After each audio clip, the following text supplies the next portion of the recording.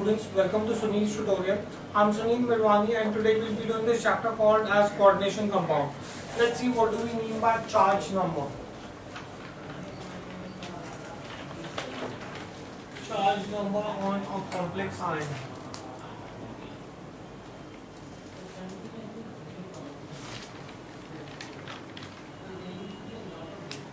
Charge number on a complex ion. Now a charge number on a complex ion is the net electrical charge on the complex, or if I were to put it in simple language, the valency of the complex. The net electrical charge on the complex is called as the charge number, or it is the valency of the complex, or it is the algebraic sum of a complex ion and its ligand in a coordination compound. If I add, remember we saw this a little while ago, if you add all the valencies in a coordination compound, then what you would get would be called as the charge number, right? So what is charge number? Charge number is the net electrical charge on the complex. Is the net electrical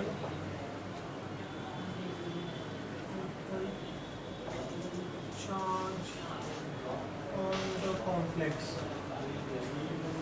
It is the net electrical charge on the complex. It is the algebraic sum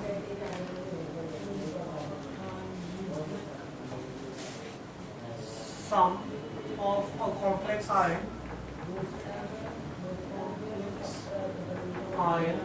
and the ligand attached to it.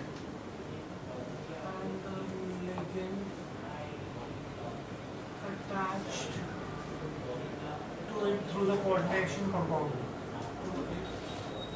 Through coordinated bond or coordinate bond. Okay. That is what is charge number. Right? Do we get this in here? Now, what do you understand by coordination polyhedral? Coordination polyhedral. What do we understand by coordination polyhedral? Coordination polyhedron is a special arrangement of the ligand atoms attached directly to the central atom. Right? In this arrangement, the ligands about the central atom, it is an arrangement of ligands around a central atom in a tetrahedral, square or planar structure. So when you have ligands directly attached to the central atom, then that is called as your coordination polyhedral. Right? A special arrangement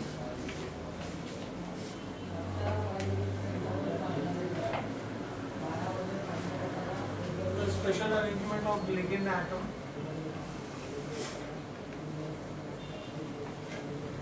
directly attached to central atom.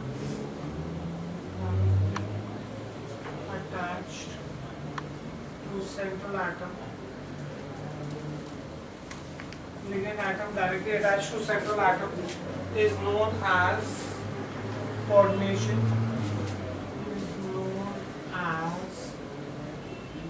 Coordination polyhedral.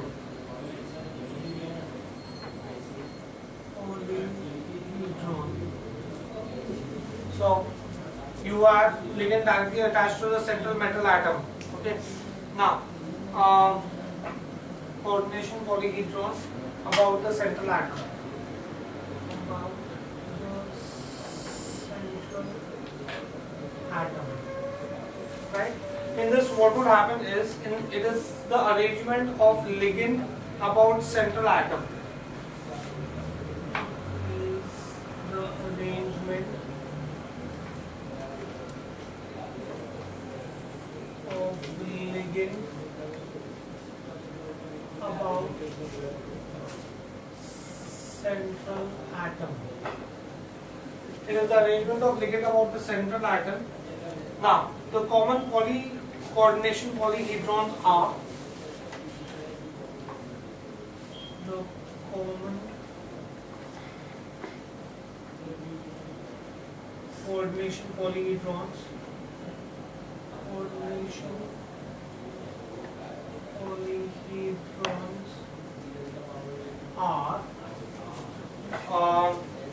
tetrahedral. I'll show you how a tetrahedral looks like. Tetrahedral. Where you would have metal here, and you would have ligands that would donate. These are the 4 donor sites where you would have ligands attached. This structure would be called as tetrahedral. Then you have octahedral.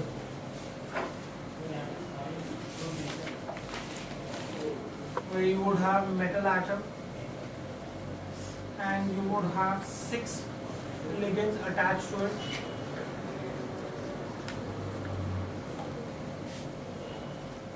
Here you have the 6 ligands attached to it. This is called as octahedral structure.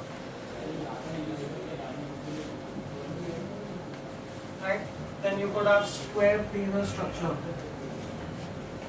Square planar structure. In square planar structure you have metal and you would have ligands attached to it from all the sides. 4 sides. This is my square planar structure. Right? Then you could have trigonal bipyramid structure.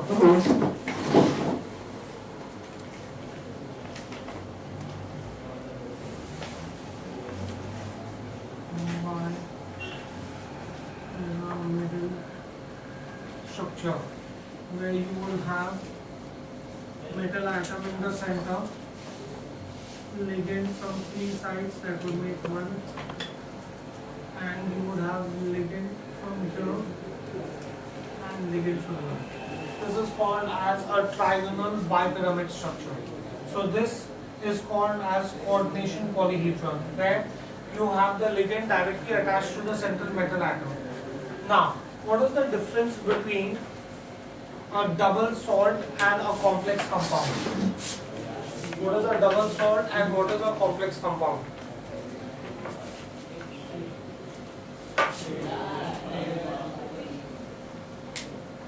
Double salt. Now, a double salt is the one, are those molecular compounds which exist in only crystal lattice form, and they lose their identity when they are dissolved in water. How are they formed? They are formed by mixing 2 apparently saturated compounds. So if I had 2 apparently saturated compounds mixed to form a crystal lattice, then that would be called as a double salt. For example, you have potash alum.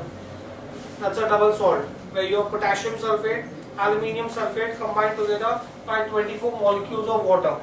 Right? So what is a double salt? A double salt are those molecular compounds,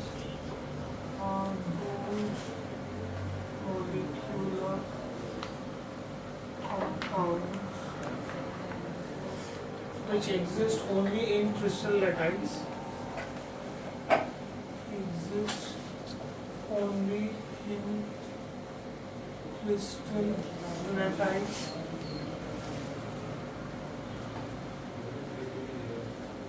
And lose their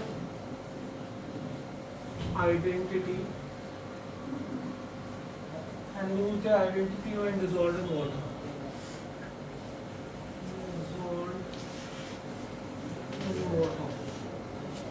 Right, so these are those compounds. They are formed by mixing 2 apparently saturated compounds. They are formed by mixing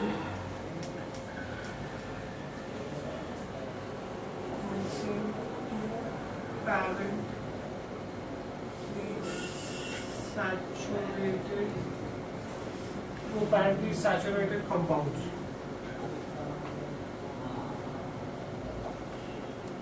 What is a double salt? Right? Example: potash alum. Potash alum, where you have K2SO4 dot Al2SO4 thrice 24H2O. 2 saturated compounds mixed together to form a crystal lattice. Right? Question: why did you teach a double salt here? Because your coordination compound also looks like this. What is a coordination compound?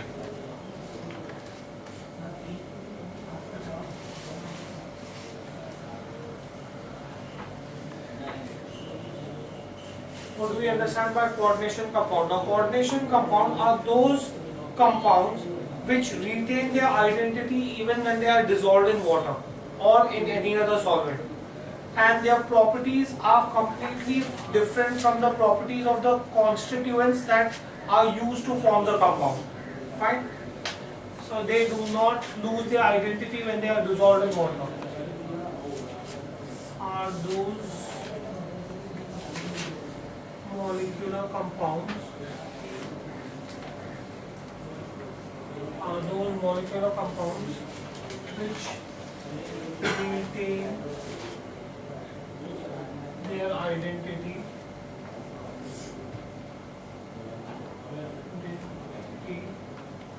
even when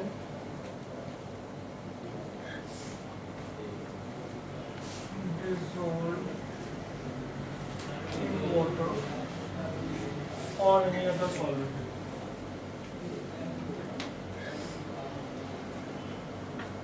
Even when these compounds are dissolved in water or any other solvent, and the properties are completely different, and the properties are completely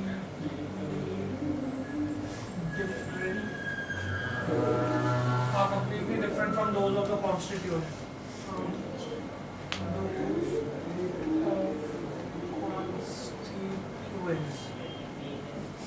Right? Those are what are called as coordination compounds, or they are also called as complex compounds. Right? So you would have coordination compounds that would not ionize into its constituent ions when they are dissolved in water. Right? Do we get this in here? So a compound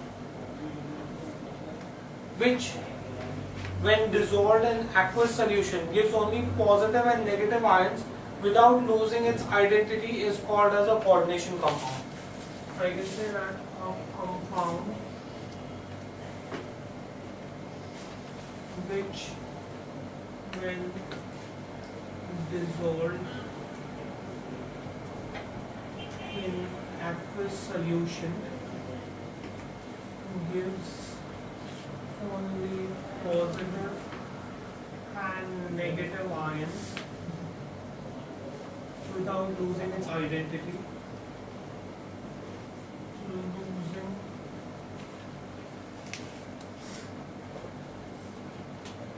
its identity is coordination compound. So coordination compound is the one which would dissolve without losing its identity. Right? In coordination compound, the coordination compounds are always bonded to ligand by a coordination bond. I can say that the coordination compound are always bonded to ligands by coordinate bond.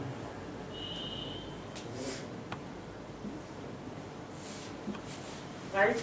As a result of which these types of complexes have a coordination sphere which would consist of three types of bonds. You would have a covalent bond, you would have an ionic bond, and you would have a coordinated bond. Fine? This type of complex, this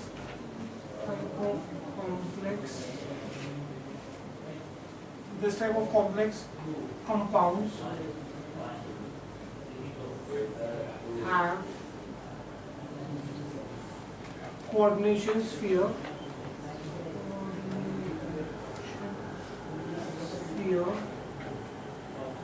and are made up of and consist of three types of bonds.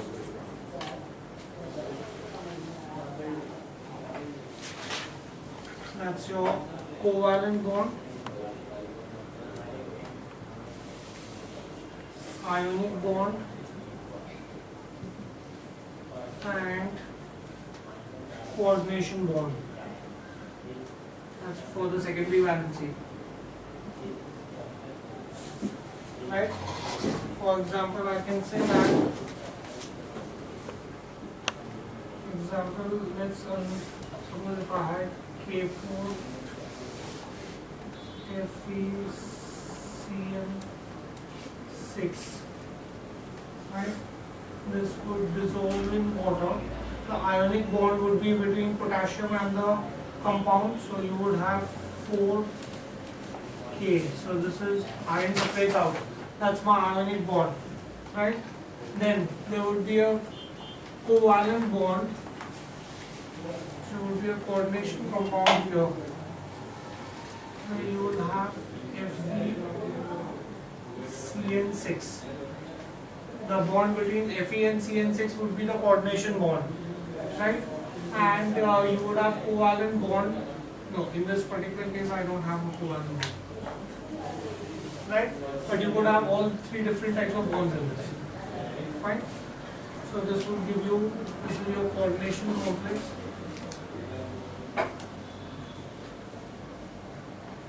This is cation, and this is your ionic complex. And ion complex.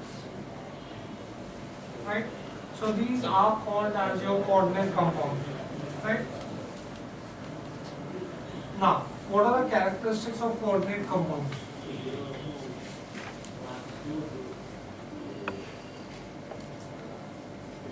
Of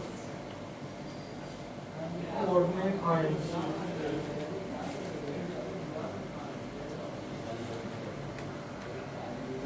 Right? Now, the characteristics of coordinate ions.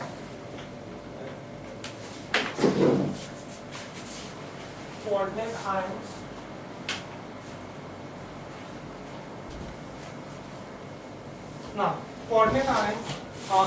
coordinate ions, you would have the central metal atom written just after the opening of the coordination sphere. If it is a D block element, and it will exhibit variable oxidation state and have large charge on the radius, right? You will see that the first in your coordination sphere, the metal that I write is always, you will have the metal ion that will be written first. Right, A, you would have in complex compounds.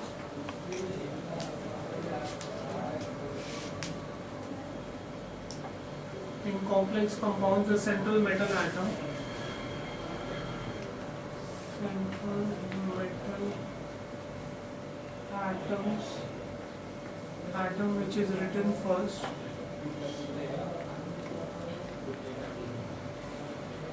Which is written just after opening the coordination sphere. That's your square bracket. Coordination sphere,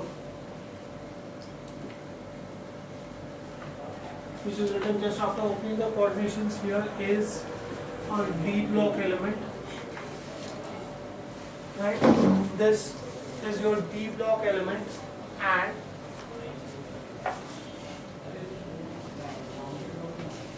exhibits variable oxidation state.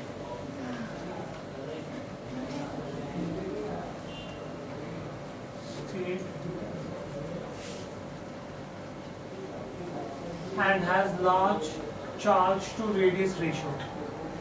And has large charge to radius ratio.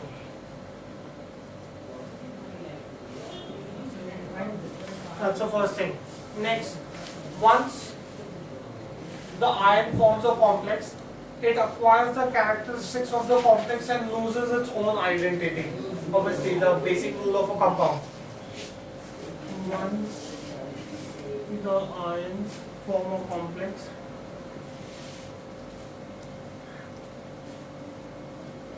it acquires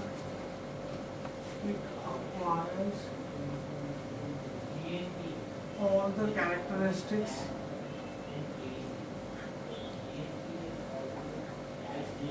of the complex and loses its own identity. Loses its own identity. Right? Next, a complex ion in solution may undergo slight dissociation, but it will retain its own property. You will not have the coordination sphere that will dissolve in water. Right? So a complex ion in solution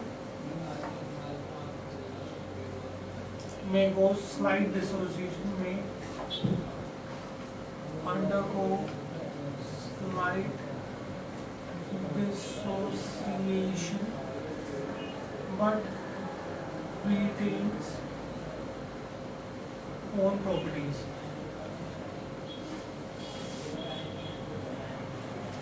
Right?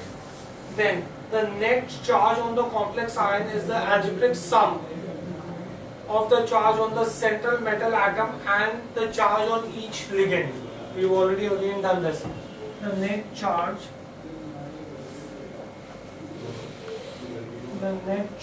on the complex ion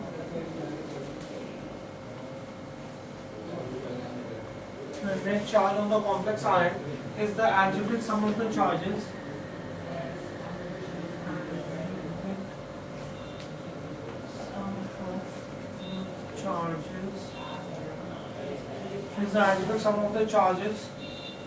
on the central metal atom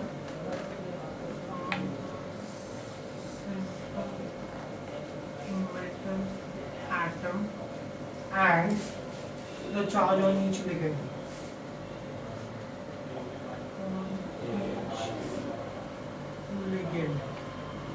And finally,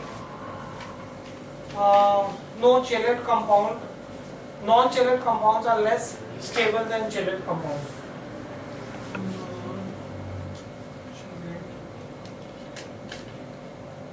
Compounds are less stable than chelate compounds.